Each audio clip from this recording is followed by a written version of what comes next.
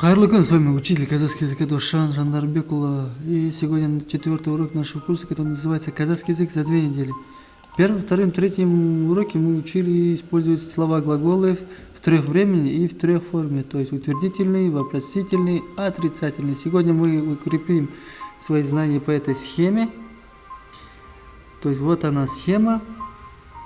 И буду давать вам примеры.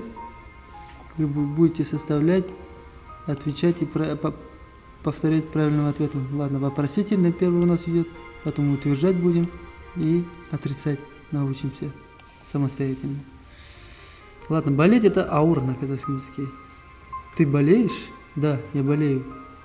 Отрицательный? Нет, я не болею. Теперь вначале, когда вы будете переводить что-то или высказываться, вам необходимо использовать эту схему. Еще надо правильно найти форму. То есть ты болеешь, какая форма? Какое время? Да, настоящий отмечаем. После вопросительный, отрицательный и утвердительный. Вопросительный. То есть мы работаем только с этим. То есть эта схема и вот этот вопросительный идет. Вот видите?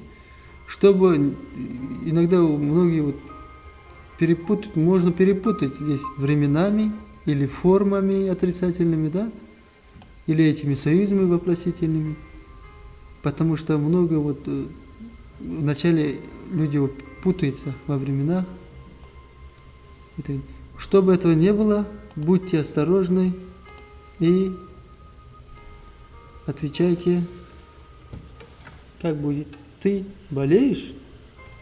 Сен ауырып отырсың ба? Да, я болею. Мен ауырып отырмын. Нет, я не болею. Жоқ, мен ауырып отырған жоқпын. Лечить это емде. Емде. Врач будет лечить тебя? Да, он будет лечить. Нет, он не будет лечить. Будущее время. Правильный ответ. Дәрігер сені емдеді ме? Емдейді ме? То есть. Я, ол емдейді. Нет, он не будет лечить.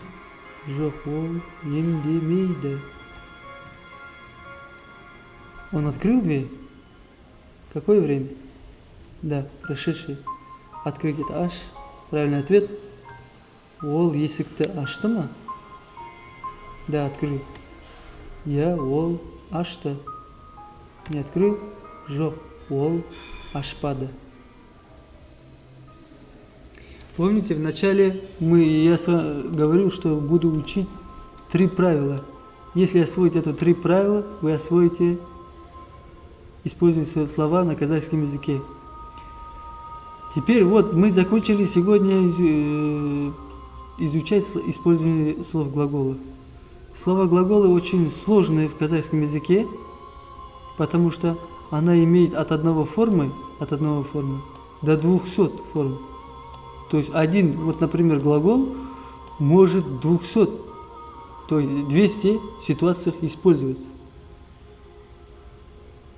А чтобы это было продуктивным, мы сделали такую схему. По этой схеме вы одно слово в 48 ситуациях используете.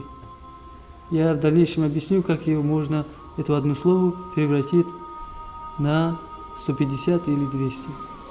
Тема сегодняшнего урока это жалгау, то есть окончание, окончание добавляется не глаголом, как по этой схеме, они добавляют к словам существительные. Окончание бывает 4 вида, и первый вид это көптік жалгау. Окончание множественного числа. Множественное число это если к словам существительным, которые отвечают кто что, добавляется эти окончания, лар, лер, дар, тер, тар, тер, то появится у вас множественная форма. Например, китап это книга, китаптар это книги, то есть много книг, да? Кисе это пиала, а киселер это пиалки. Теперь появляется вопрос, который из них выбрать при добавлении существительных словам, да? Как обычно я объяснял, если у вас твердое, то лар, дар, тар. Если у вас слова мягкие, вот как киси это мягко произносится и слышится, то мягкое выбираем. И после выбирайте, который гармонно и красиво произносится. Да, обычно учителя учат, если после нд ставится это, после хатан, то есть определяет каждую букву, вот, например, после р, л, м, если ваше слово на эти буквы заканчивается, вы должны эту лар добавить или дир. Я пробовал так объяснять ученикам в школе много раз, но это особо не помогает. Так что, просто чтобы не усложнять свою дорогу, самое главное, твердой или мягкой. И после гармонно, красиво произносим и выбираем правильный ответ. Например, тыс. Как вы думаете, вы узнали то, что это мягкое слово?